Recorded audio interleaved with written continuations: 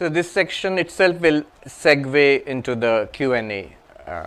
So whatever your questions are, keep it in mind, and we'll go into it after this this session.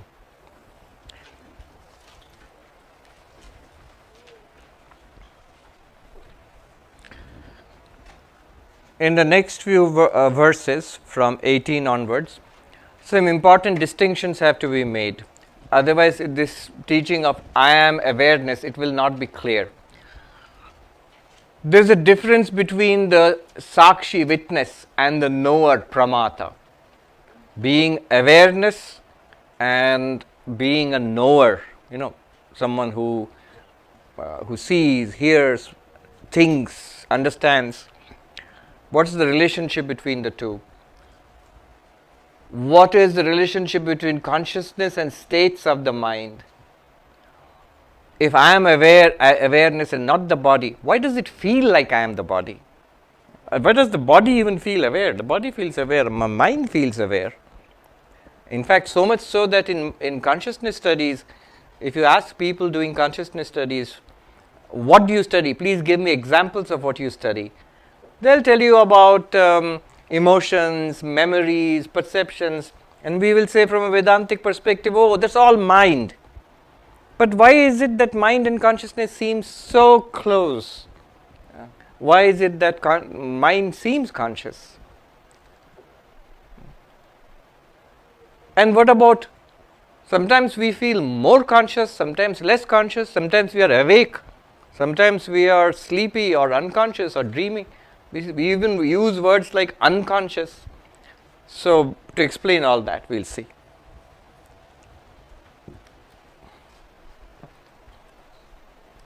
So many questions can come with such a radical position. If I am the one consciousness, not only I am consciousness, I am the one consciousness in all bodies and minds, how come I know only this mind? How come I don't know the minds of others?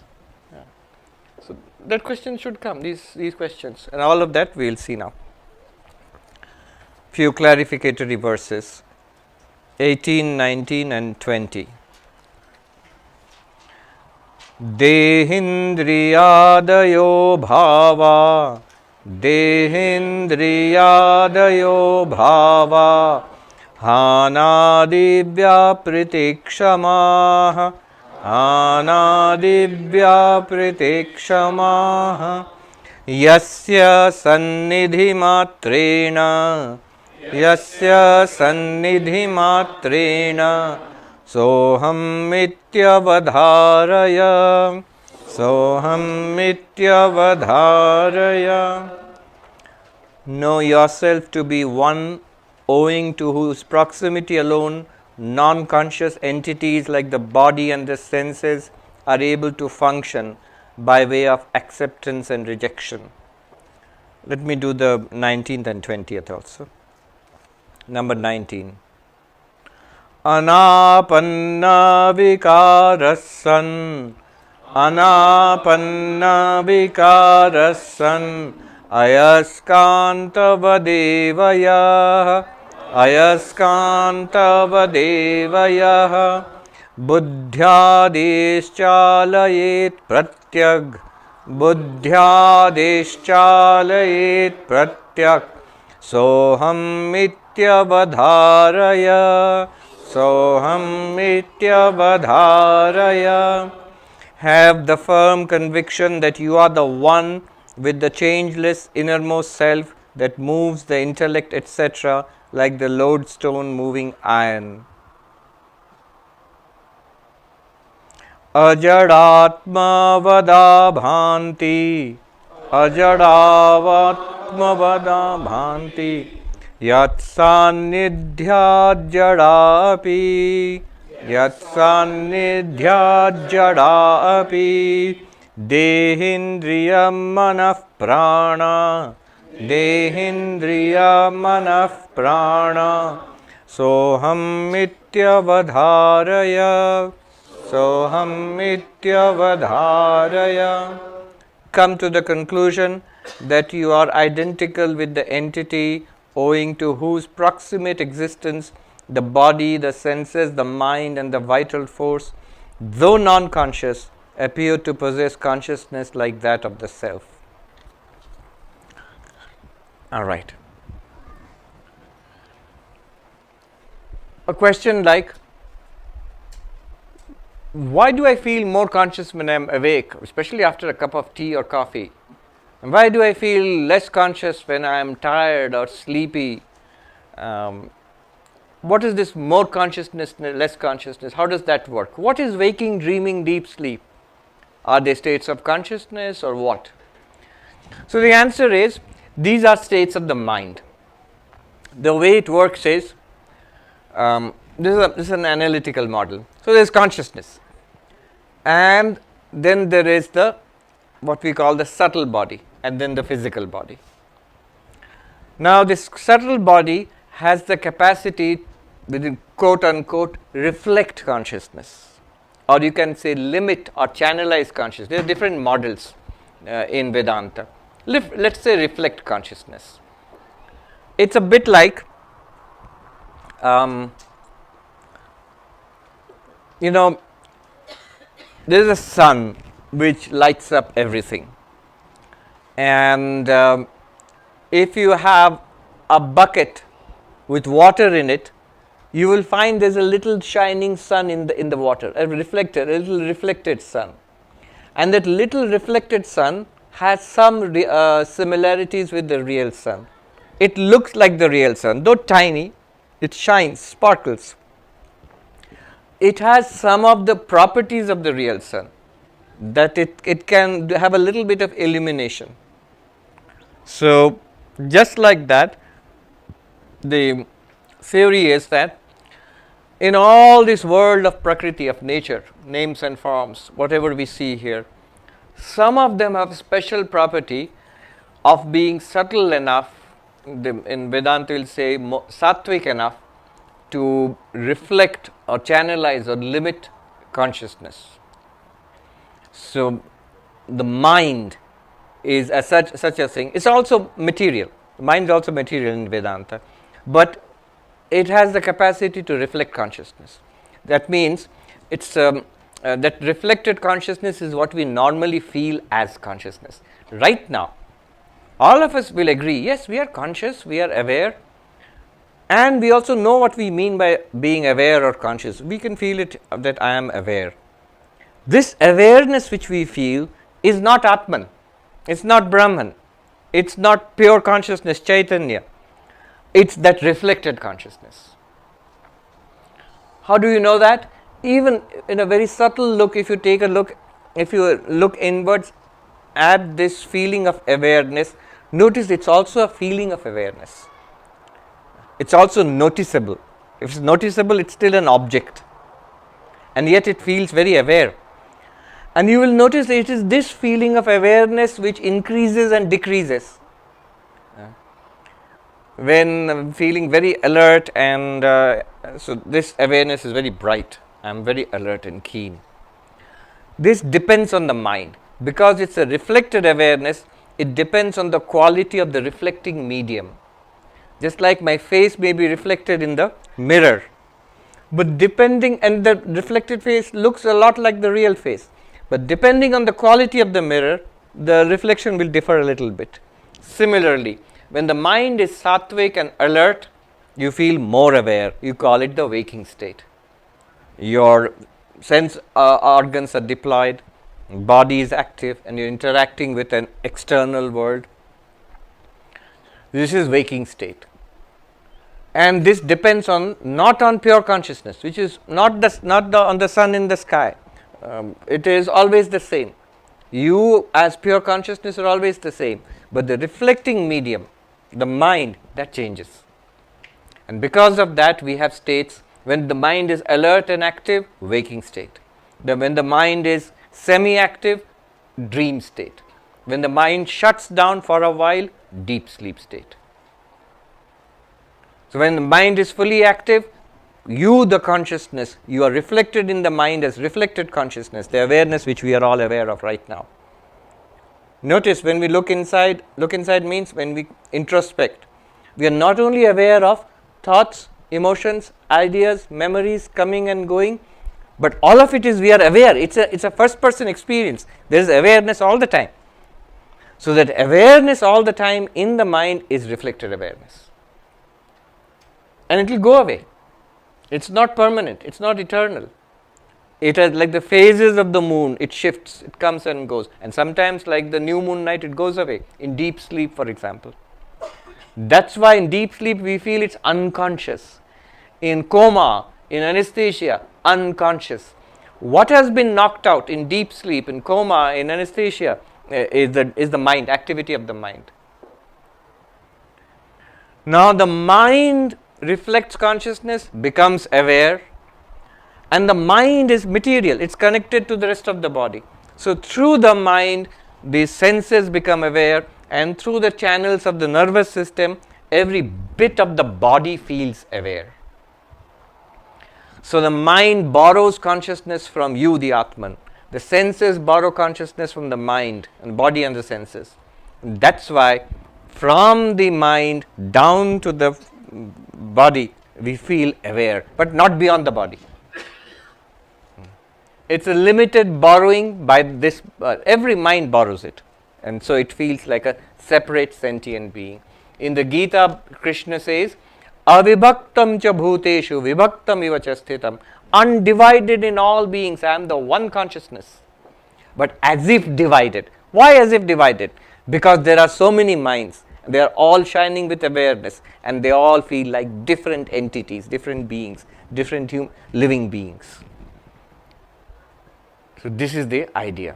Here he says,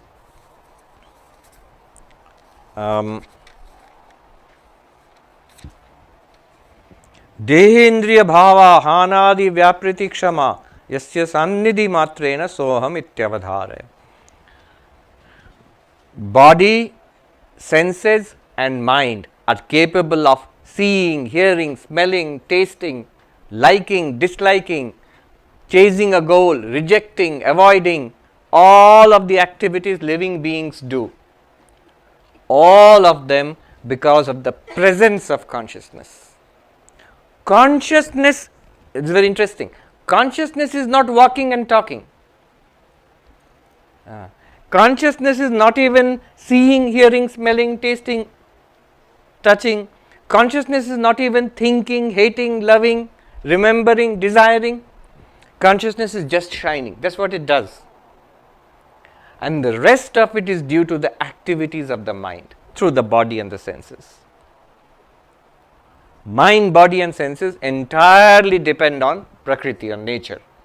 In Gita, Sri Krishna says that Prakrityeva karmani kriyamanani sarvasha yapashyati tathatmanam akartaram sapashyati. Nature alone does everything in this universe.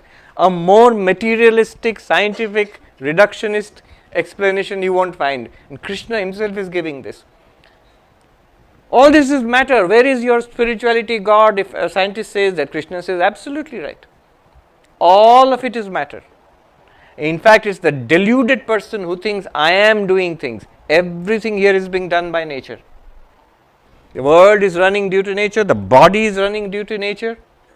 Even the brain, nervous system, even your thoughts are due to natural processes.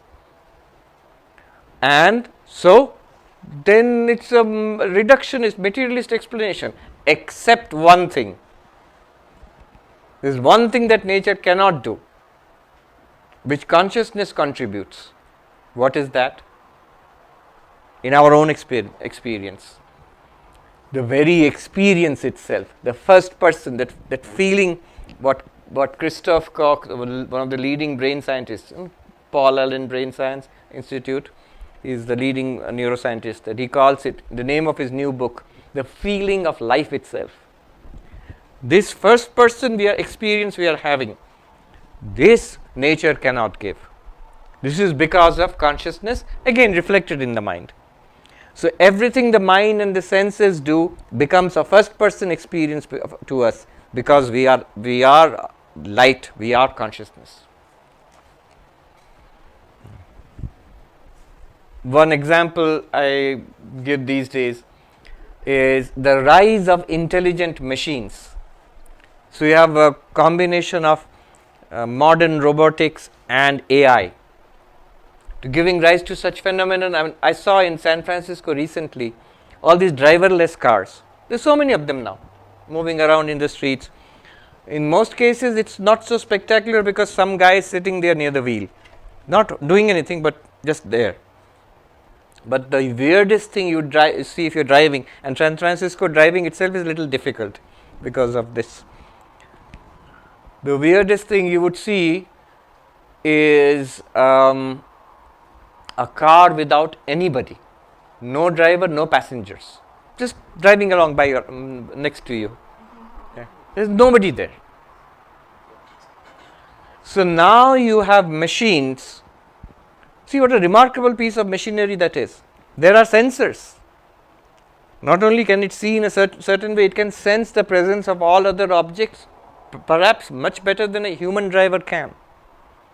And it's linked to the internet. It knows so many things about the environment and the presence of passengers, drivers, which no human driver can keep in mind. No Uber driver can keep that in mind. Its reflexes are much faster than any human driver. In fact, I noticed one thing. On those roads, and again it's difficult in San Francisco, I've seen cars driven by human beings, you can see them wavering a little bit. They are not precisely centered. These cars are precisely centered. They are very accurate in their movements. So machines are doing things which we used to do earlier. Decision making. Now there are machines doing painting and writing short story, mostly garbage, but sometimes very interesting, and I'm sure they'll get better at it. Machines have always had memories tremendously more powerful than ours. Decision making, creativity, translation, Google Translate, translation, pretty good actually. Translation, like decision making, like a car, sensing, all of this, even mimicking human emotions. All of these machines are doing now, better and better and better. I'm sure they'll become almost indistinguishable from human activity soon. Except one thing. What is that? Conscious, the first person experience within ourselves. Sir Roger Penrose's famous book, The Emperor's New Clothes, it starts with a computer which knows everything.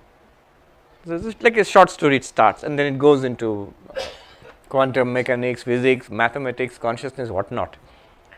But the short story itself, I remember that much. A little girl goes and asks this computer, Mr. Computer, sir, how does it feel to be a computer? So computer processes, I think it bursts into smoke and flame. I don't understand. What is the meaning of that? How do you know? Suppose someone might ask, how do you know that these machines are not conscious? You're just saying that. How do you know? Well, first of all, ask the experts in the Google company there in San Francisco, or the whatever, the AI people, the robotics people. Have you programmed your machine for consciousness? They'll laugh. There are no doubt IT people here. You know better than me. There's nothing like that. We don't even know exactly what consciousness is, and we have done none of our programming has anything to do with consciousness. You just forget it. There's sometimes press will have these stories, sentient machines. Recently there was an outburst in one, I think Google or Facebook, Google engineer. Google said that our program AI has become sentient. Well, all that happened was the guy lost his job. No, it has not become sentient. It mimics, does a great job of mimicking, but there is nothing sentient about it. Why not? Two things are lacking there, or basically one thing is lacking there. A mind which can reflect consciousness. We have imitated all other functions of the mind. The natural functions of the mind have been imitated with remarkable, growing accuracy and power. But it's not still a mind, because from a Vedantic perspective, a mind is something that would reflect consciousness, that would give you first person experiences. Only that is missing. Even consciousness is not missing. According to Vedanta, consciousness is everywhere. Consciousness is ubiquitous. If you had a mind, like sunlight is everywhere. If you have a bucket with water, you will have a little sun shining there. Well, and it's a good example. What the engineers are doing there, AI people and robotics people, they are making the buckets, but there is no water in that. So every other, or there is water, but that water is a peculiar kind which can't reflect the sunlight. So this mind, body is like the bucket, the mind is like the water, and the little sun shining in the mind is like the reflected consciousness. Yes. Now, just by the presence of that consciousness, all activities are going on because of the presence of that consciousness, and we are getting the first person experience. There is seeing going on, hearing, smelling, tasting, just like a machine. Those are the Google car is a physical machine, is a biological machine. But because of the reflected consciousness, it's all an experience, or at least quite a lot of it is an experience for us. I have the experience, first person experience of seeing, hearing, smelling, tasting, thinking, remembering. These are all experiences for us. That's what consciousness does. And that too through the medium of reflected consciousness. Now, he is being very clear here, Shankaracharya. Not that consciousness is doing anything. Consciousness is just shining. All of these things get done just because of the presence of consciousness. In the 19th verse, he gives an example. Like they knew what a magnet was. The weird kind of stone in the presence of which iron filings would move around. We all did this experiment in school. So that's a good example. Don't take it too far. It's in the presence of consciousness, things are happening. Not that the magnet is doing something. It's just the nature of the magnet and the magnetic field that iron filings will swirl around it, arrange themselves into patterns. Similarly, it's the nature of you, the awareness, because of you, Prakriti dances this dance around you. But you are not doing anything. Even when, the point here is, even when we say you are Sakshi, witness, you are not actually witnessing. You are not witnessing.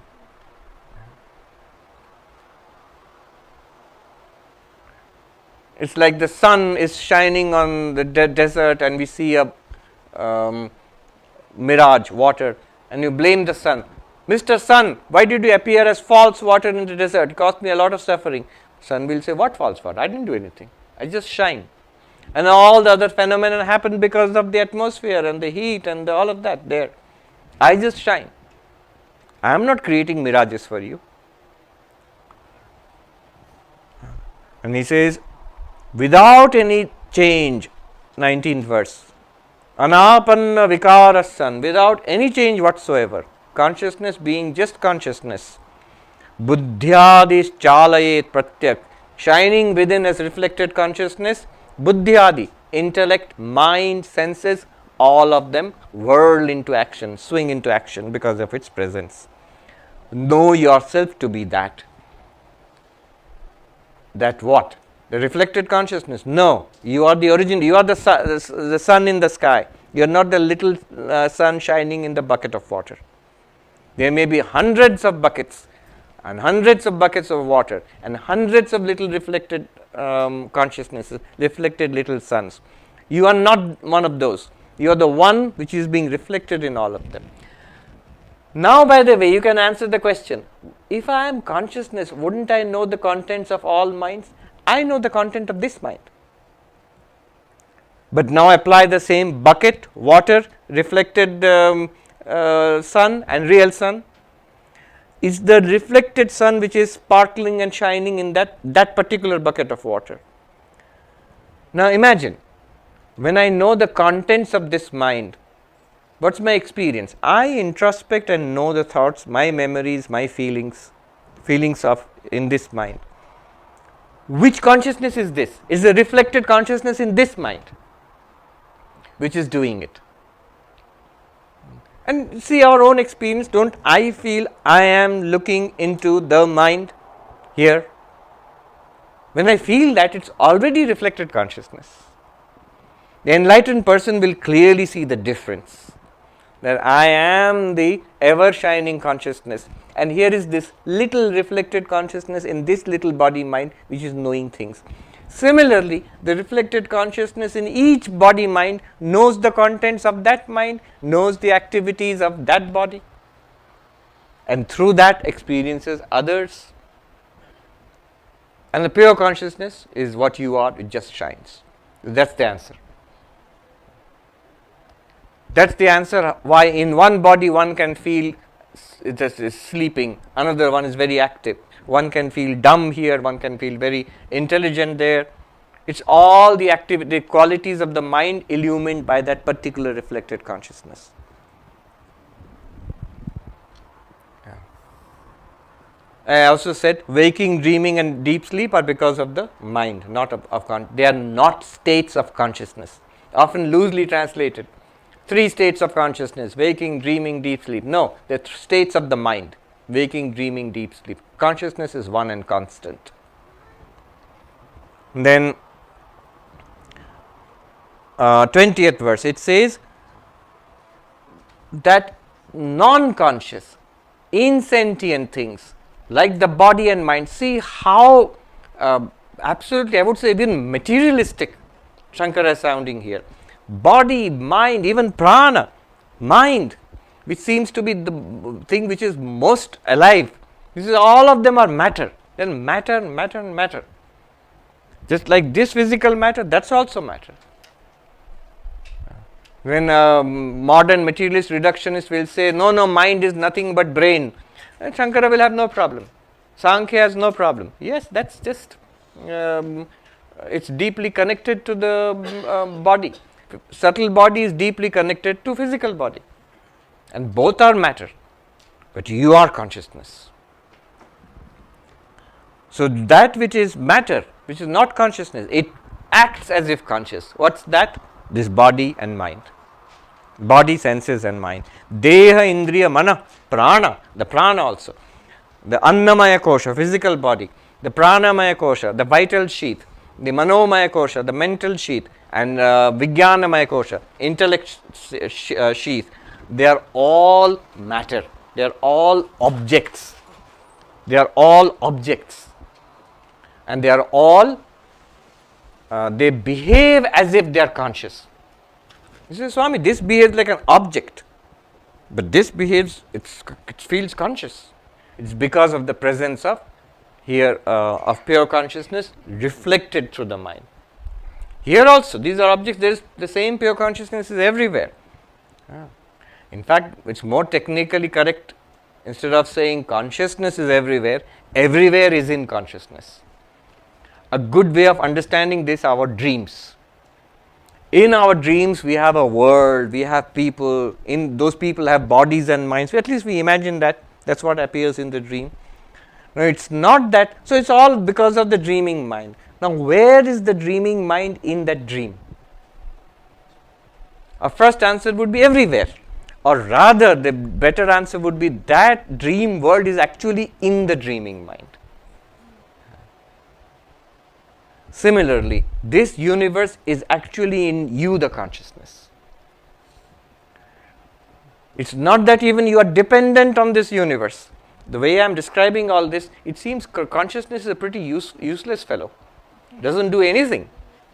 Everything is done by nature. Prakriti does everything. So that's the Sankhyan model. Everything is done by Prakriti. And consciousness experiences. But Advaita Vedanta is not like that. We will see. We have just begun. Advaita Vedanta says matter and consciousness are actually one reality. We are now separating. We are in the process of finding out who am I. Then we will again push everything back into consciousness next. So you will see all that is seen to be separate and being done independent, being done by itself, is actually an appearance in consciousness, like a dream world. In a dream world, let me give 2 examples. A simple example, the pot example. One might say, look, you might say, for all you say clay is the reality, pot is not the reality, the pot is made of clay, but you can't store water in clay. You have to store water in a pot. Clay is useless. It's a pot which is useful. True, but that pot is nothing but clay. Still, we might argue it's the pot which is the useful thing. But the answer to that will be, all right, keep your pot, I'll take the clay away. It's going to disappear into nothingness, let alone store water. You can't do anything with it, you can't even see it, it will disappear. So this entire universe, with all its activities and possibilities which is going on there, is actually nothing other than consciousness. Now we have done just the opposite, we have separated the two. That the other part, I am jumping ahead, we will see that tomorrow, when we integrate all of it back, or we assimilate all of it back into I, the consciousness. My point here is, here it seems in this language, consciousness is pretty useless, everything is done by matter. Keep in mind that what we call matter, universe, nature, is nothing other than consciousness. It's an appearance in consciousness. Okay. Let me do one verse. Oh, we have time. All right. Let me do one more verse, then I'll stop, because that next one is a biggie, 22nd. So I'll do 21st verse, and then we can discuss things. 21st. He makes a cute little observation here. Agaman me mano anyat. Agaman me manonyatra. Agaman me manonyatra. Sampratam cha sthirikritam. Sampratam cha sthirikritam. Evam yo vetti dhivrittim.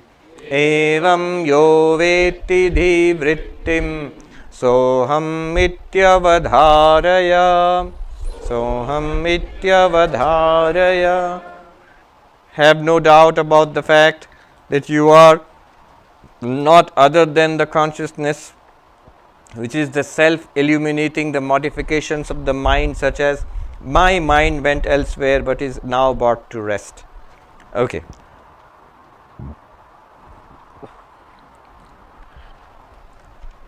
This is a very interesting observation. It is for showing you the difference between mind and consciousness, pointing out in our own experience what consciousness is. It is also showing you the nature, the difference between meditation and knowledge. We will see. What we are told to do is watch the flow of the breath, breathing in, breathing out.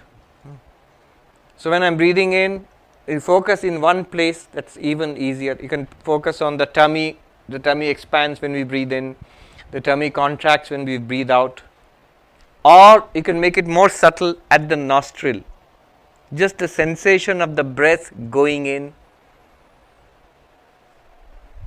sensation of the breath coming out, as simple as that, and follow it. The moment you follow it, you will see within 1 or 2 cycles of breath coming in and going out, mind has already gone elsewhere. Breathing in, breathing out. Oh, what was I supposed to do? When will this end? Mind has gone elsewhere. After a few rounds of going here and there, suddenly we notice, oh, my mind is not on the breath. Then we bring it back to the breath and we observe the breath. So the cycle has four parts. One is focus, breath, breathing in, breathing out. To make it easier, the teachers give us an anchor to hold on to. Count. Breathe in, 1 count. Mentally count 1. Breathe out, mentally count 2. Breathe in, mentally count 3. Breathe out, mentally count 4. So that's the first stage. You are breathing in and out and carefully attending to it and counting. 1, 2. Make it even more subtle. When the in-breath is complete, at that point, before it becomes out-breath, say 1. When the out-breath is complete, breathe out. Before it becomes in-breath, say 2. So you are more attentive to it. So that's stage 1, observing. Stage 2 will be losing the focus. Already mind has gone elsewhere. Stage 3 is recognizing. This is what he says. Agavan me mano anyatra. My mind has gone elsewhere. Oh my God, was it 3 or 4? Or was it 5? That's why their instruction is, if you lose track of the count, start from 1 again. Start from 1 again. So bring it back. So that is the third, that I notice my mind has wandered away. Noticing itself is a stage. That's the door to coming back again. Fourth one is coming back to observing the breath. This is the technique of meditation. This is a Buddhist mindfulness. Yoga also, meditation is like that. Mantra meditation is like that. One monk, he was initiated by Swami Brahmananda. And Swami Brahmananda told him, the first president of the Ramakrishna mission, the disciple of Sri Ramakrishna, told him that here is a mantra, repeat it without fail 10,000 times a day. 10,000 times, and keep count on your fingers. And if you lose once, come back to 1, start from 1.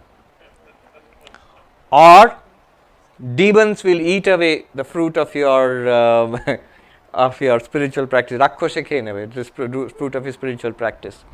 Now he was stationed in our ashram in Bagbazar, in what is known as Mother's house, and Ma Sharada was there at that time. And they noticed that this monk was often late to dinner, and it put other people to trouble because they had to wait with the food, and then you have to clean up. Everybody else has eaten late at night. This is a bell which goes. You go and eat, and then everybody goes away. But then there's one person who has not come. So somebody ultimately complained to Ma Sharada, to Sharada Devi. So she called him, and she was always invariably very gentle. She said, "My boy, is it something wrong? You're often late to food."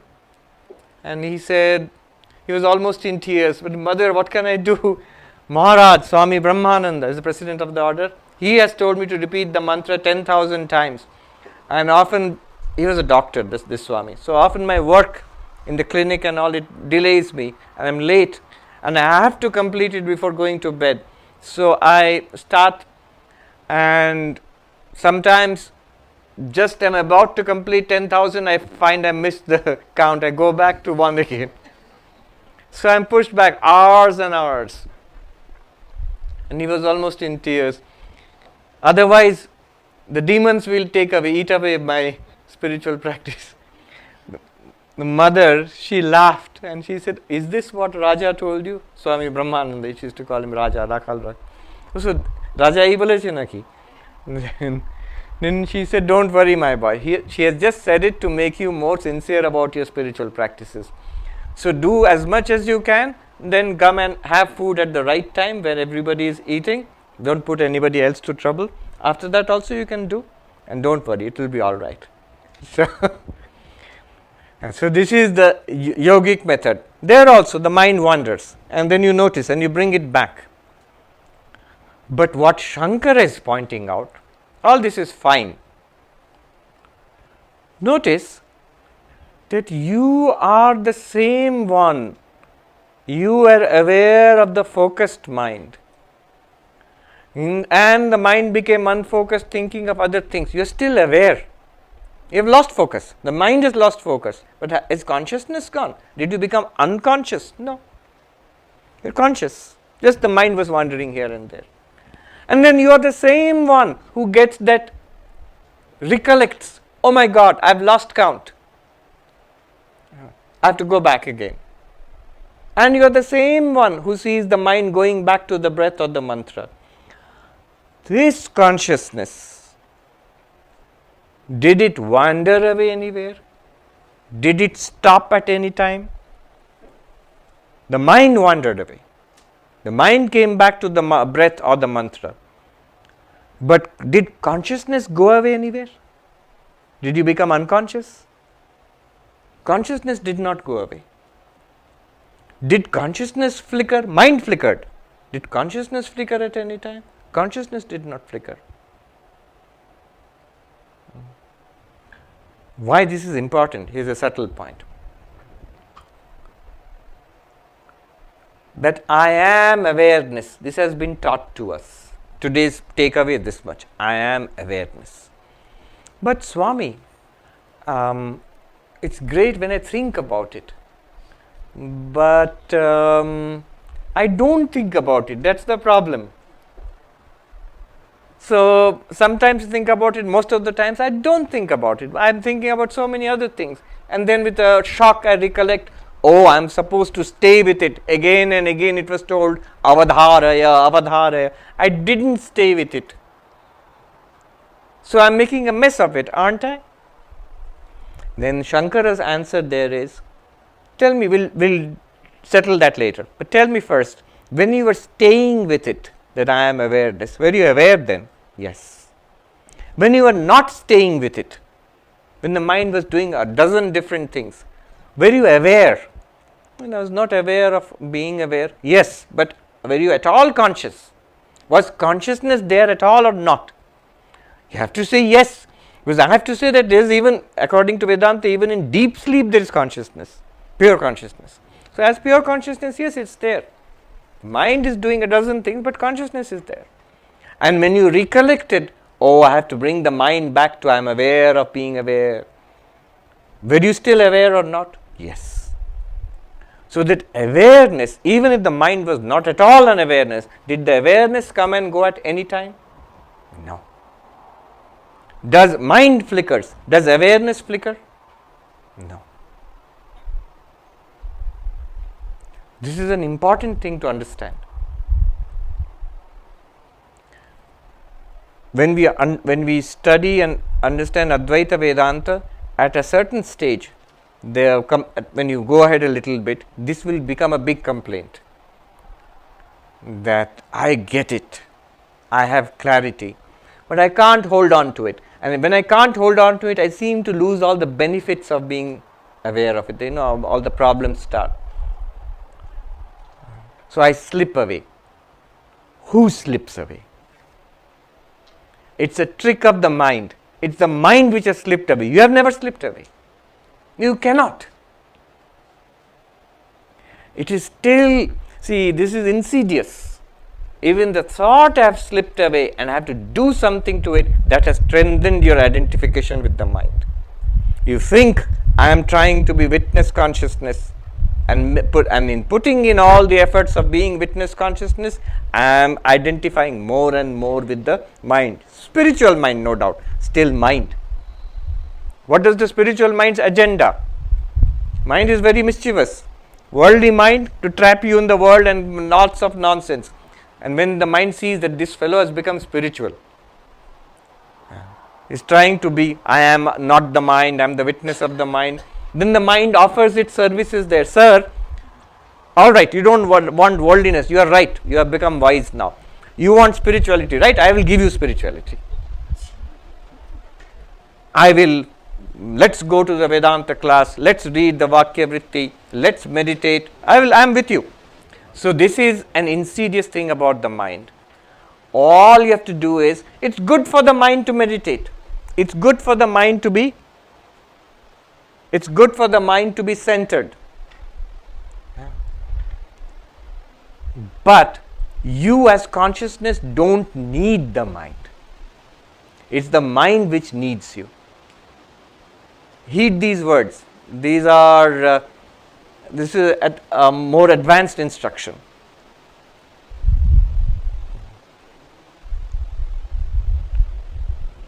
In Yoga Vashishta, in also in the Jivan Mukti Viveka, a suggestion is given for Vedantic meditation. When I sit down calmly in meditation, I strongly tell the mind, "O mind, whatever you can think of, I am not interested in it. No, but spirituality, Vedanta, I'll think of Vedanta, promise I'll be a good boy. No, I'm not interested. I am not interested in anything that you can think of.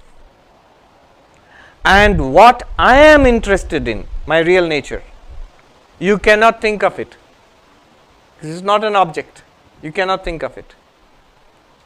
This dual suggestion given to the mind will keep the mind quiet and leave you in your pure state. And is this making sense? Tell the mind, whatever you can think of mind, I am not interested.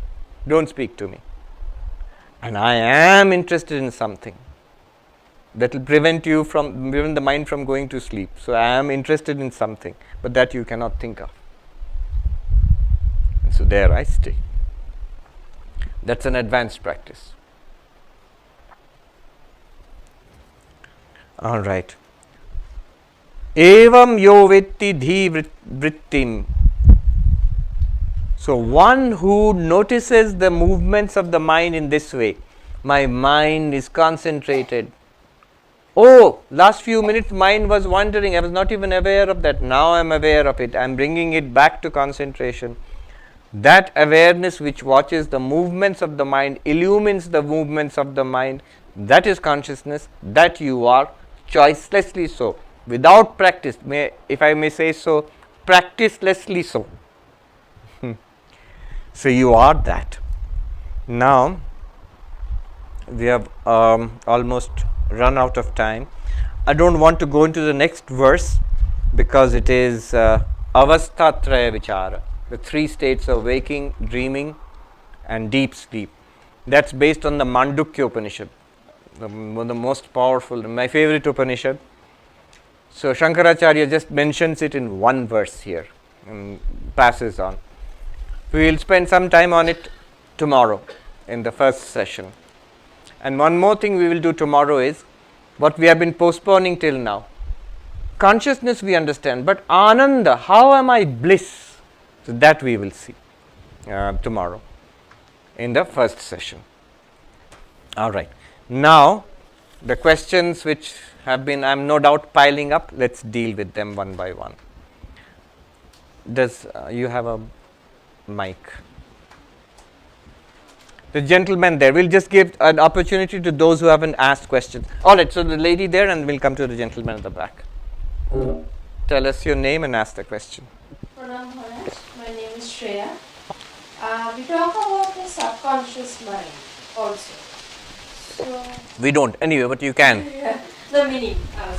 So in this context, is there any way you can define it, or is it not at all related to pure consciousness, only to reflective consciousness? We can define it, you can include it in the chitta. The inner instrument has four components basically: mano, buddhi, ahankara, chitta. Mind, intellect, ego, and chitta means the storehouse of traces. So the subconscious mind is basically like a storehouse, and it generates thoughts, desires, all of that bubbles up from there. Yeah. The gentleman at the back. Yes.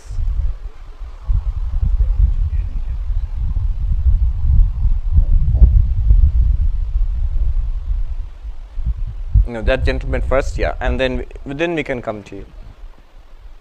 And did that lady also ask? You want to ask a question? No, just for him. Okay. Pranam Swamiji, my name is Shogata Datta, and I want to ask one thing. Like when death happens, the brain stops thinking and the mind stops and mind disappears, right? And from the discussion, what I understand, that consciousness still exists in the universal platform or perspective.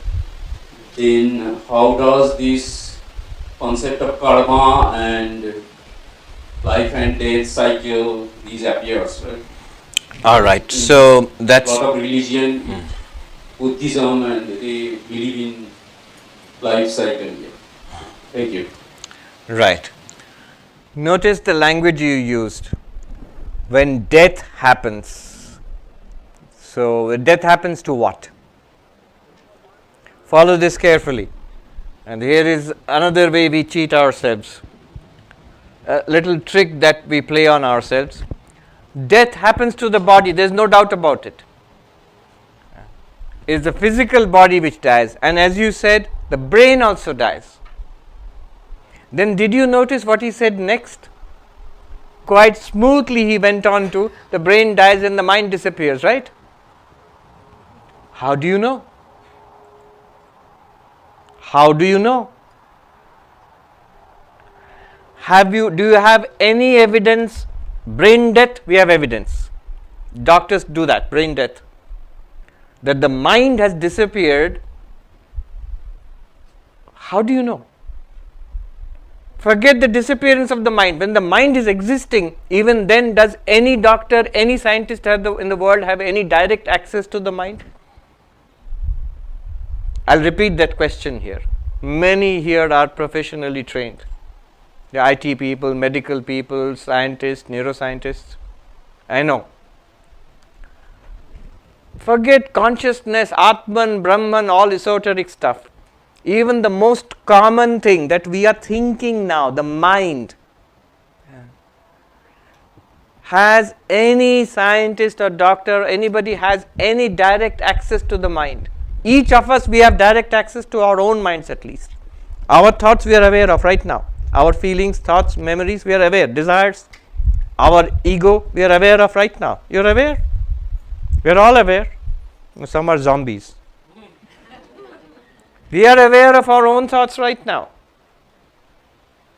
But can anybody from outside, no matter the most sophisticated of instruments, capture a desire, a love or hate or a memory? What can they do? At most, what can they do? They can scan the brain in fMRI scans and find out patterns of tiny electrical activity. They can give drugs and which can change those activities.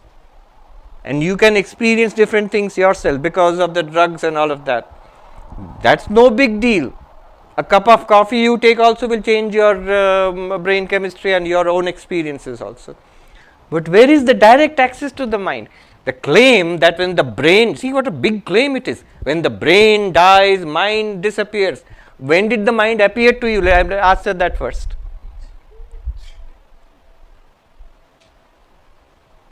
To whom does the mind appear? To the individual, to the sentient being, to you, me and each of us. Have I testified to you? You are right, my brain died and now my mind has disappeared. No. What has happened is, as long as the body was alive, we had a contact with a sentient being who inhabits that body. Once the body dies, we have no contact with this being, and we say the being is destroyed, gone. Why? Because we have already assumed this body must be that being. Inherent in that question is materialism.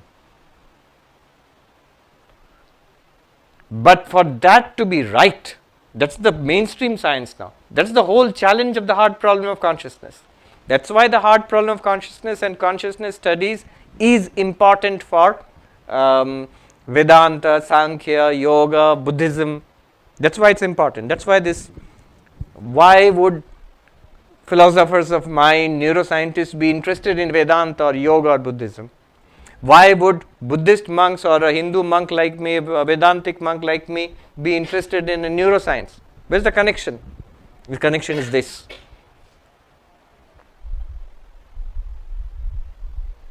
So, the answer from the Vedantic perspective, not just Vedantic, Vedanta, Sankhya, Buddhism, the answer is this, that we have a physical body, brain and nervous system are part of the physical body, and that dies, no doubt about it.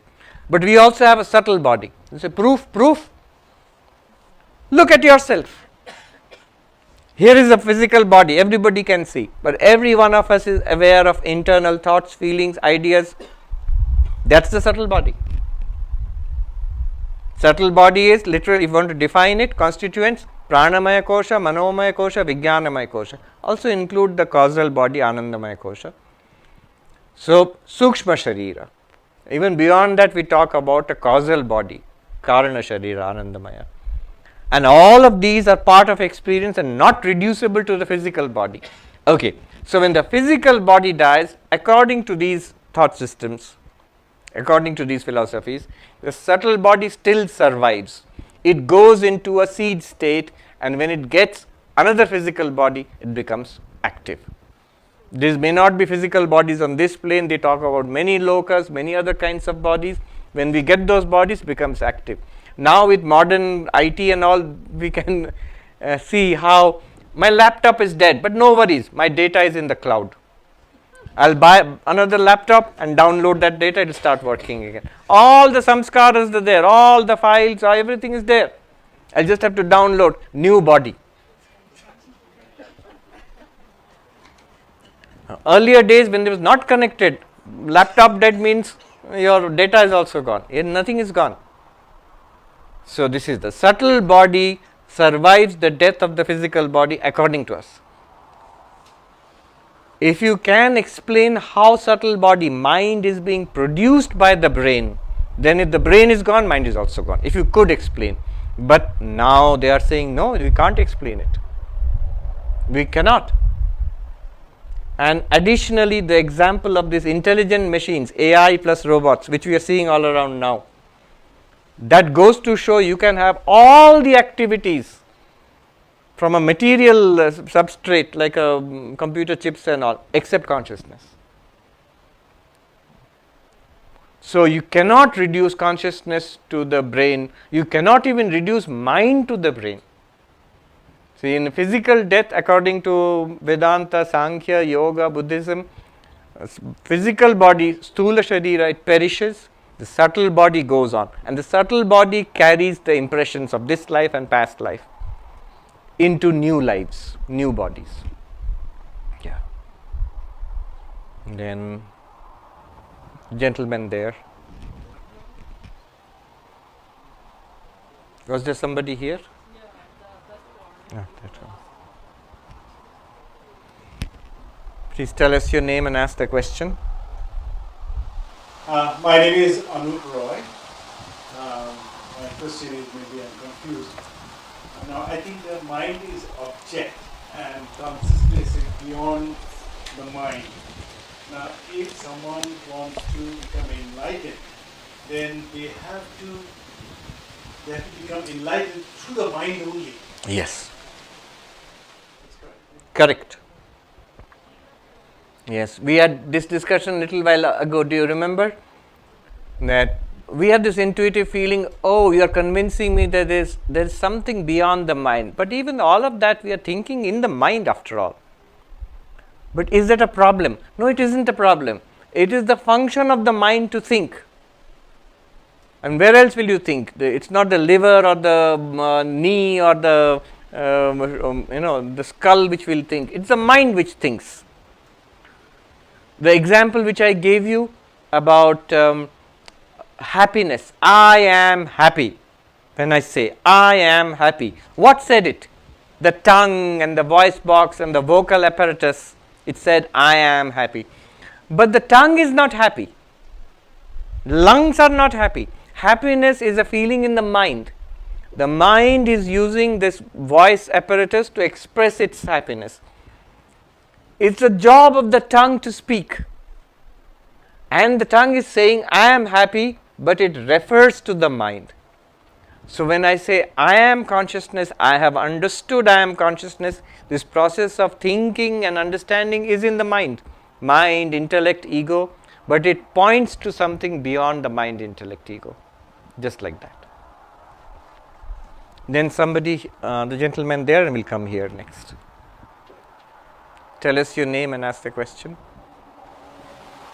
Pranam Swami. My name is Anand Desai. Just following up the question we had about cell body and physical body and causal body. Now, all these things are basically material, and Same thing applies to laws of karma too. So when you realize real nature, or in our language, when you assimilate that knowledge, all that karma goes away. It just burns out. Is that the correct understanding? Yes. All karma is destroyed upon enlightenment. But so what was is a follow-up question to that? So how do you realize it? How to realize it? Yeah. That's what we are doing. Wait till tomorrow. But I thought you were going to ask how is karma destroyed, or in the Mundakopanishad it says Kshiyante chasya karmani tasmin drishte paravari bhidyate hridaya granthi chidyante sarva samshaya Kshiyante chasya karmani tasmin drishte paravare. A soaring, sublime mantra in the Mundakopanishad. It says, all the knots of the heart are cut, are rent asunder. Hridaya granthi. What is hridaya granthi? That which apparently seems to tie me, the consciousness, to this material body mind. This is like a knot. Hridaya granthi. And where exactly is this knot? It's not a cardiac problem. You can't go to the Mount Sinai or something and get an operation done. Please cut the knot of ignorance in my heart, so I'll become enlightened. No, it's just a figurative way of speaking. It means in the ego itself. Just when I say I, there are two parts. One is the material part, the thought I, the function of the mind, which we call the ego. And there is the reflected consciousness in it. So when you say I, it's always an I with awareness. But that awareness is also not the original awareness. It's you, the original awareness, reflected in the mirror of the I. And the connection, to snap that connection, is enlightenment. Bhridyate hridaya granthi. Chidyante sarva samshaya. All doubts will disappear. Will I know when I am enlightened? Will I know when I am enlightened? Yes. There is no doubt at all. If you have any doubts, I think I am enlightened. Still work in progress. Don't worry. Keep at it. So Sri Ramakrishna gave a much more homely example. The little child says to the mother, "Mother, wake me up when it's time to go to the bathroom, when it's time to poop, wake me up." And the mother says, don't worry, the poop will wake you up. Tell me when it is time. No, when you are enlightened, you will know. There is no doubt. Chidyante sarva samshaya. There is absolutely no doubt. It's like looking straight at the sun, and don't look at the sun. There is no doubt. It's so tremendous. And it never comes and goes. It's not that it's an experience, afterwards it's gone, it's a memory, it's nice memory. No. It's always available. You're Hemant. It's like I am Hemant. I'm always available as Hemant. When I want to check, Hemant is not a memory. It's an ever-present fact. Similarly, I, the unlimited awareness, it's always a fact. Effortlessly available. Then it says, Kshiyante chasya karmani. This individual being Hemant, all its karmas are destroyed. When? Tasmin drishte paravare. When you see that absolute reality which is transcendent, beyond time, space and causation, and also in and through, immanent, everywhere here. You see, that means I am that reality. I like that saying. I don't know where it comes from. It's not that the person will become free. You will become free of the person. It's not that Hemant will now become Brahman. You are Brahman, you will be free of the personality called Hemant. It will continue. For a while it will continue, and the world will know it as Jivan Mukta. But for you, even the Jivan Mukta is nothing. You are Brahman. That little dialogue with Nisargadatta, somebody said to him, "Aap to Brahmagyani hai." You are a Brahmagyani, knower of Brahman. And he seemed to be quite a rough person. I met somebody who had met him and he said he got a scolding from him. So Nisargadatta said, "You are insulting me." How is it insulting to call you Brahman? That's the highest praise that we have got in our culture. You are an enlightened person. You are knower of Brahman. He said, "No, I am not a knower of Brahman. I am Brahman. I am not a knower. I am not Hemant who knows Brahman. No. I am Brahman. I have nothing to do with Hemant. The appearance called Hemant will go on."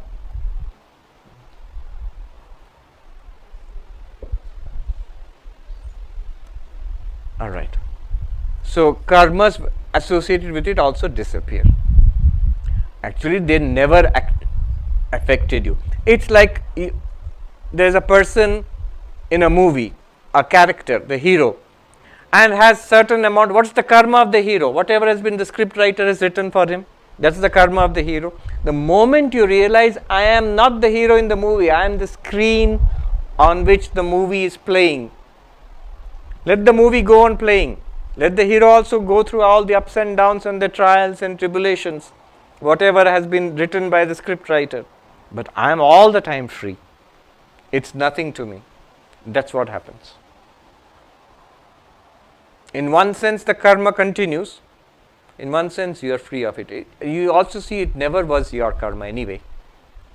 One can live a routine life, but the mind may be all over the place. The mind has to be mindful, samanaska. And then the intellect has to be well informed. Who am I? What is going on here? Where am I going? GPS has to be there. This is the GPS.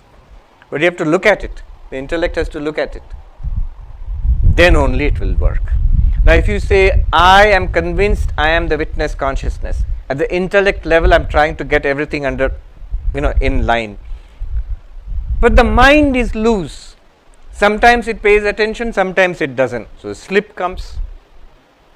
If a mind was very attentive, a problem comes from the world outside. I can handle it. But mind is not attentive. A problem comes and I flare up in anger or irritation. That's an automatic reaction. That's not a conscious reaction. The senses are not well trained. So something that I don't like, a very healthy food but which is tasteless, is well trained, it would take that. Not well trained, it goes to what it likes and avoids what it dislikes. It has nothing to do with what is healthy and unhealthy, what is right and wrong. Upanishad says, Yama tells Nachiketa, every moment in life, Shreyascha Preyascha, that which is beneficial for us, is not even saying enlightenment, God realization, whatever your goal in life. Your goal in life may be to be a painter, to be a scientist, to earn $1 million on Wall Street, to have a successful relationship, to be a good parent, whatever your goal in life, you will see at every moment two things are coming. That which is beneficial, which will take you towards the goal, may not be nice, may not be easy, may not be pleasant. And that which is the easy way out, the pleasant way out, that which is, sometimes the two are one. It's pleasant and also beneficial, but mostly, unfortunately, the two are not one. And there, the one who selects the beneficial, Shreya, I'm just quoting Yama from the Kathopanishad, that one attains to the goal of life. He doesn't even say what is the goal of life there. Whatever your goal of life, if you make continuously, steadily, consistently make the decision moment to moment, and we all have the freedom to make this decision moment to moment. Keep picking the one which is taking me to my goal, that which is beneficial to me. Of course, in Vedanta we mean the goal is moksha, enlightenment, freedom. That which takes me Godwards, then you will reach the goal. The one who keeps slipping casually, in computer science we used to call, the computer people call it the default mode. Old computers, senior IT people here will remember, the not so fast machines, the 286 machines and all which used to there long ago. When they would boot, there would be a default booting. and you have the opportunity of interrupting it. I think you press Control Alt Delete or something like that, then it will stop booting and will give you an opportunity to get into at the booting sequence itself and change it. All that's not possible now. It's machines are incredibly fast now, and they are mostly on all the time anyway. But the mind is also like that. We all have the opportunity to stop the booting process. If you don't stop it, it will always go to the prayer, the pleasant, the easy, the instinctive. It's instinctive for me to grab another cookie. It's instinctive for me to lash out in irritation. It's instinctive for me to be, hypercritical or mean. That's instinctive. But you always have the opportunity, Control Alt Delete, stop. I'll put in, instead of being hypercritical, let's look at the facts and reserve judgment. Instead of grabbing the other cookie, don't, stop. So these things we can do. That is the advantage, but that we can do only when the mind is focused. Anyway, this is a long answer. But that answers the question why it won't work. If I just read Vedanta and I don't do any other sadhana, it won't work. I'll find it's very difficult. Another example is, see, instruments are different. There's a shovel and there is a surgical, what do you call it, a scalpel? A scalpel. Now, with scalpel you can remove mud. But it's a long and terrible process and you will damage the instrument. With the shovel also you can remove mud. The shovel also you can try to do brain surgery, but it will be terrible. So, this is the scalpel. Shankaracharya is the guru. Guru is being asked by the student, tell me how, by what instrument I will get freedom from samsara. Bhavabandhana muchyeyam.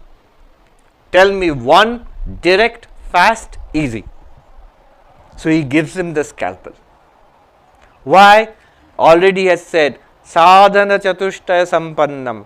Already the shoveling work has been done by this person. The person already has shoveled the dirt out. So now the scalpel will work. Now, even this can be used as a shovel. How? This is just a little addendum, footnote, not applicable to us here, but the tradition of monasticism in Uttarakhand in the Himalayas, the Shankarite order of monks. So, they are supposed to give up all attachment to, spouse, children, money, not supposed to earn money, not have relationships, not hold a job. You survive on whatever society gives you, and you spend your time in Vedantic Shravana, Manana, Nididhyasana. But it is contingent on already having a purified mind. Then it will work. It's for people like this student who comes to the teacher. So that person can become a monk. But are all monks like that? No. Many are monkeys. No, most of us are. Then what do? The shoveling work has not been done. And yet monasticism means, the traditional monasticism means you have thrown away the shovel. What's the shovel? The shovel which will help you to clear out the dirt and build up character in life. His job, his family is a moral, ethical life in this world. That's a struggle to live like that. You say, so if I am married and if I have children and if I have a lot of money and a car, then I am doing the spiritual work. No, you're not. Unless you try to do it, stick to ethics, lead a spiritual life in the midst of all of this, then you are doing it. Then already, but if you have thrown away the shovel, if you're not married, you don't have children, don't have a job, don't have to file for taxes. By the way, I have to file for taxes. I was surprised. In India, I don't have to. But in the United States, it seems it's compulsory. I don't know why. I don't have an income. Why should I give taxes anyway? So, if you have thrown away the shovel, and now I've become a monk, and yet now I have not attained to this level of purity of mind, and I'm spending my time with Vedanta, then what happens? You see the dilemma. He can't engage in those practices which are for householders, which is why Krishna told Arjuna not to give up the fight. When he told Arjuna about Vedanta, Arjuna said, good, I don't want to fight this stupid battle. I want to become enlightened. Off I go to the Himalayas. And Krishna said, no, you have to be where you are and do your duty there, but convert karma into karma yoga. That will prepare you for spiritual life. But a monk in the traditional way, they are thrown away. All that opportunity is not there anymore. So what do they do for the shovel? So there, all this is not relevant, but I am still mentioning it. There it is said, your scalpel, your regular study, meditation, cultivation of Vedanta, keep repeating it.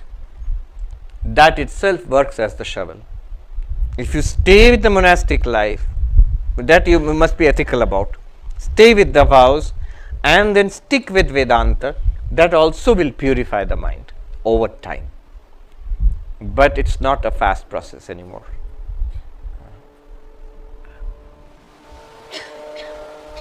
Yes.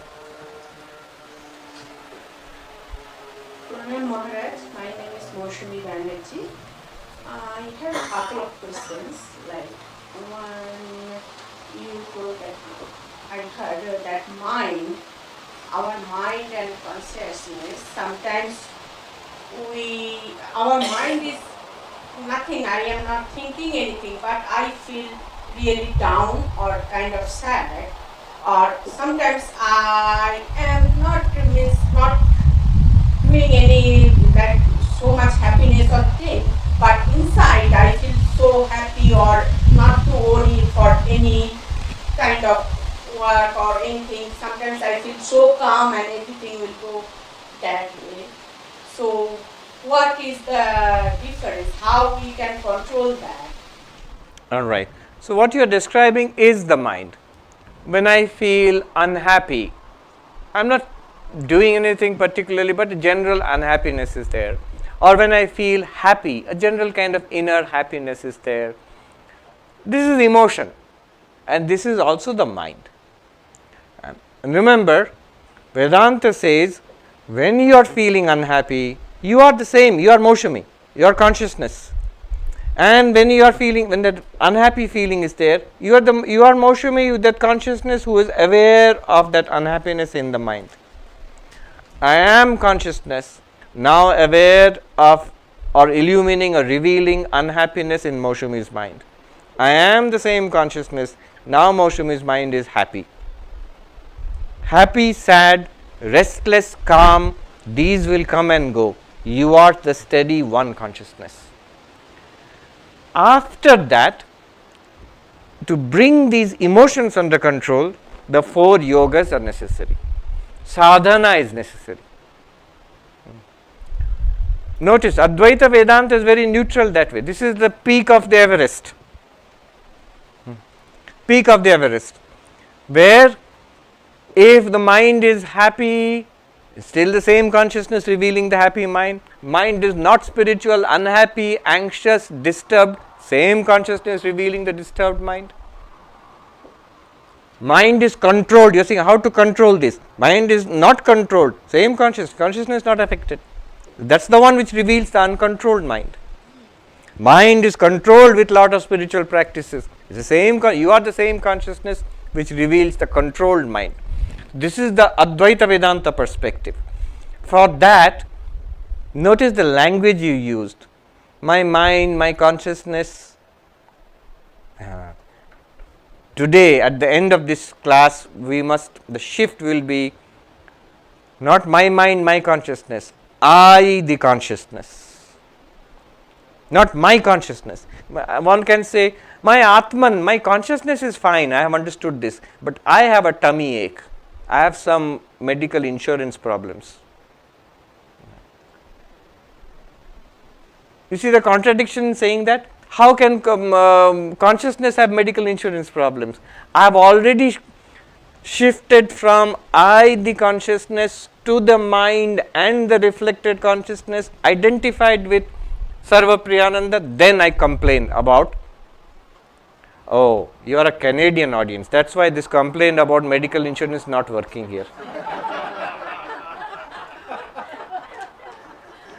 You have to be in New York to grumble about insurance. No, it is difficult. I have seen a lady sitting next to me in a medical center. She is getting chemotherapy, elderly lady. Needle is in and it's there, and she is suffering from cancer. She is sitting there. But they will not switch on the chemotherapy there until the insurance says yes. So she is sitting, literally I saw it, she is sitting there, nurse is waiting, looking at and they are desperately trying to call up the insurance, get an okay from the insurance. If the insurance says yes, then the doctor will come and say, then nurse will switch it on. If the insurance doesn't pick up the phone or says no, they'll pull out the needle, sorry, go home. You are free to die or survive. And luckily it happened that day, the doctor came in and said, they started. And it will be there for every time she comes back. The next round, this round is okay, but next round again. So, second question is that our body is, when the body is dead, dying, but our mind is go and mind is not dying. Yes. What I understand. True. So when the mind is go find another body, so is our thought and all those is go continue with that mind or it change? It changes. Why? Notice in this very life also it changes. Maushami, when you were at school, when you were 16 years old, board examination, everybody remembers India board examinations. Imagine that young girl's thoughts, feelings, ideas, fears, desires, all of that you compare with now. You'll say, oh, what kind of mind it was at that time and what kind of mind it is. It's your same mind. It has changed so much in one lifetime. Imagine your mind when you were a 5-year-old girl. What were your thoughts at that time? What were your desires at that time? What were your fears at that time? How much different that mind was from this mind in one lifetime. Now, if this mind goes from one lifetime to another lifetime, a different body altogether, imagine the vast changes which will come. So, mind will be very different, and depending on the body, the mind is very deeply connected with the body. So, as the body develops, the mind will also develop along with the body. Then what is transmitted? If the thoughts are not transferred, what is transferred from one body to another? So a bunch of tendencies called samskaras are transferred. So the personality will be to some extent influenced by the past life. That's all. But that's very powerful. Okay, there was one last question. No? Somebody here? Oh, here. Also, this gentleman here. Yes. We'll come. You have a follow-up on that? Okay. All right. Can you keep it for tomorrow? Yeah. We'll keep it for tomorrow. Ask the question. Tell us your name. My name is Krishna. And so how can I guess you kind of talked about this already, but just wanted a little bit more thoughts. How can the knowledge of Vedanta help you in physical pain relief? And how did Bhagavan Ramakrishna manage his throat cancer just with the knowledge of Vedanta? So is it like you have to develop a lot of vairagyas and get rid of all your samskaras so that everything is very temporary? You see, you're not interested in all of this. So So how do you get back to the awareness level when the pain is kind of strong?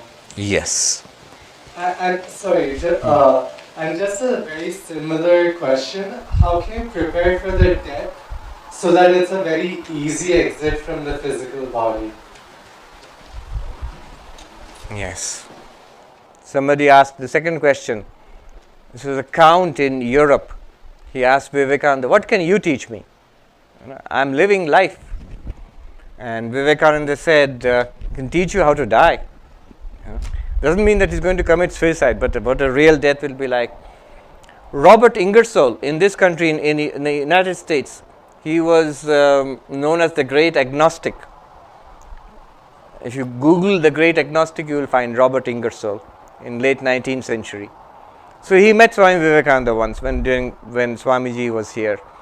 And he said to Vivekananda, I don't believe in all this spirituality. This world is all that we can be sure of. I believe in squeezing the orange dry. Vivekananda said, I believe that too. Of course, then he says, my choice of fruit is different. It's mango for me. But he says, I too believe in, but I know a better way of squeezing of squeezing the fruit.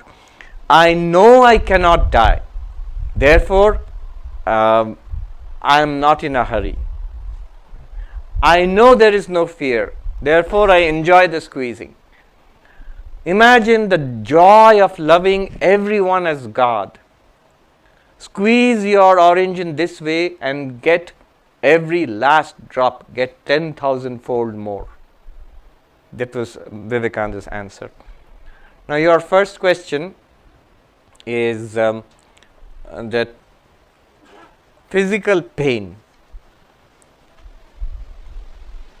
Every one of the yogas, if you follow it carefully, you will see that helps. Karma yoga. When one is deeply concerned for the welfare of others, you notice your own pains don't matter so much. We all know people in families. Often it's an elderly grandmother or somebody who is physically frail, has a lot of physical problems maybe.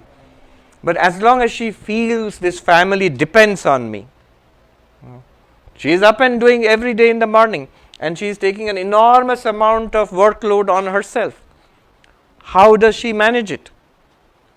It's basically, I am not so worried about my problems. I am so set in the welfare of this family unit that this is my responsibility. Similarly, a karma yogi does that, being a kind of a grandmom to everybody, that my own problems are not all that important. And if you extend it a little further, you will see my physical pains, the way we experience it will be much less problematic, and we are more interested in helping others. What about your own sickness, your own physical weakness? Oh, it doesn't matter. Swami Bhaskarananda, who is there in Seattle, he mentions many, many years ago, Swami Vireshwaranji was the president of the Ramakrishna Mission, 10th president. He was very ill, I could hardly see with his eyes. He had cancer. Basically, he was dying at that time. And Swami Bhaskarananda says, once I heard he was feeling a little better, so I went to see him in Belur Math, if you know, President Maharaj's quarters. So the Swami says, I went to see Swami Vireshwaranandaji. And I saw he was sitting up on the bed, reclining on the pillows and answering, in those days, postcards, answering letters. And he said to the Swami, you should rest. And the Swami said that if a monk can sit up, he can work. Sadhu boste parli ka bhalo ache kaj korbe. If you cannot sit up, you are so sick, you are lying down, all right, you can be excused for the day. The moment you sit up, you are all right, you are engaged in work. That's overcoming suffering. That's one way. You can actually. It's only when I don't have anything, then the whole attention falls on this body.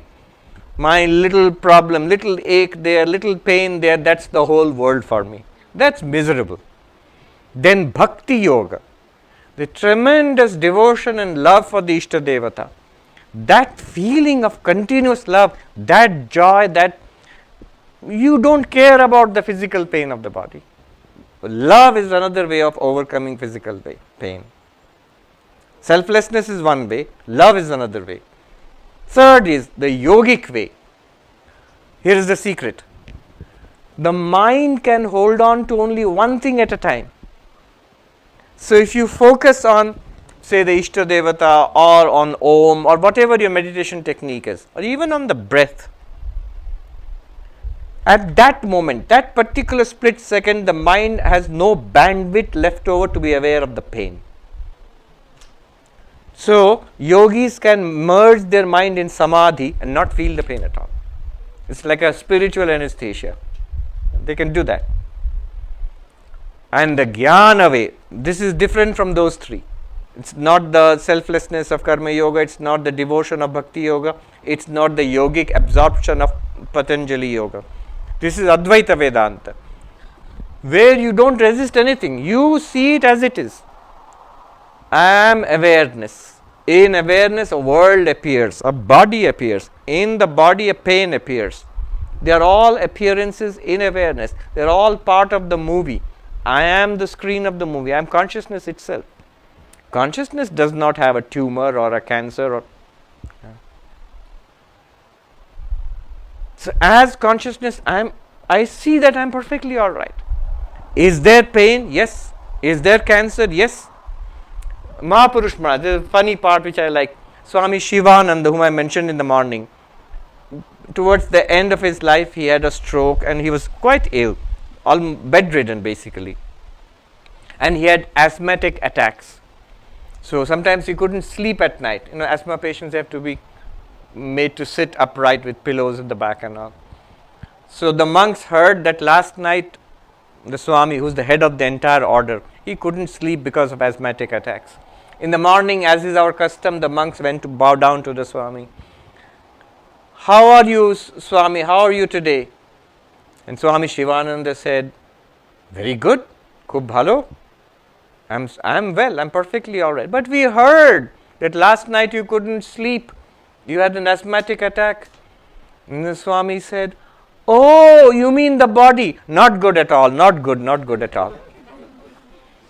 So much is the distance, it's a thing. How is it doing? Not good. How are you? I'm fine. We are so mixed up with the body, we can't even think of such a thing. No, it's possible. We try all four. At our level, we must try everything that's open to us. Karma yoga, selflessness. Bhakti yoga, love of God. The Lord has put me in this position where I have to suffer from this disease and maybe till the end of my life. Fine, I'm all right with it because I love the Lord so much. Whatever the Lord wants, I'm fine with it. And then dhyana. My focus is so deep, I'm not even aware of the pain in the body. And then jnana. I'm not escaping anything, I'm not trying to shut down anything. I'm fully aware of the pain in the body, but I know it is the pain in the body, not in me. One secret of Advaita Vedanta, a sadhu in Uttarakhand said, worth taking away today. We can end with that. He said, जो जहाँ का है महात्मा जी उसको वहीं रहने दो. Whatever belongs, where a thing belongs, put it in its place. Don't misplace it. Pain, physical pain. Notice the word physical, body. Where does the physical pain belong? Body. Not consciousness. Consciousness reveals the body and its pain. Keep the pain of the body in the body. Keep the miseries of the mind, anxieties of the mind in the mind. So what a strange thing. In all other techniques we try to drive away the anxieties, drive away the miseries. Here you don't resist anything. The vast blue skies, notice, it's completely open to no clouds. It's open to the white clouds floating through. And in the afternoon it was open to the storm clouds floating through. Didn't try to push this one aside, get this one here. It's a very Vedantic approach. I am completely all right with the darkest of storms, misery, critical illness, with the brightest of skies, with the fairest of clouds. health, popularity, success, I am the same vast blue sky. Not as a matter of affirmation, as a matter of fact. You see, that's a fact. One sadhu said to a group of some devotees, this is again in Haridwar, simple statement. He's looking at a lady who was saying about illness. आप हो ना, कोई मार सका है आपको आज तक. You are here, isn't it, madam? Has anybody been able to kill you? Remember the context. We have gone through many lifetimes, so many births, so many deaths of the body, and at the end of this extraordinary cosmic journey, here you are, still grumbling. Has anybody been able to destroy you? No. Lifetimes have passed. You're still here.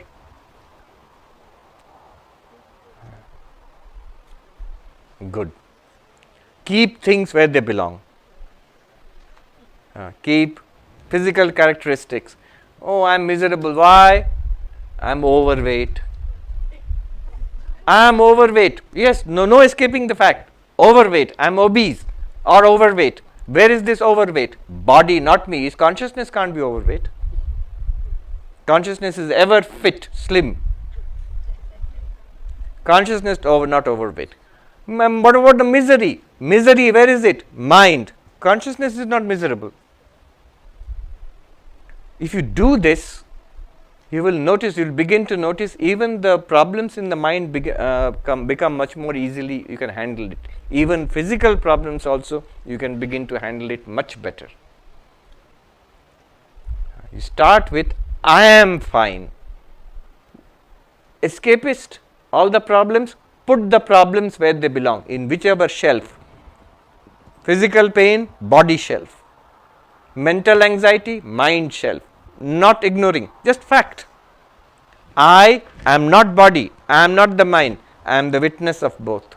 As a fact. It's not a practice or it's not some kind of imagination. It is the truth. If we don't see that, we are deluding ourselves. Good. Om Shanti Shanti Shanti Hari Om Tat Sat Shri Ram Krishna Arpanamastu.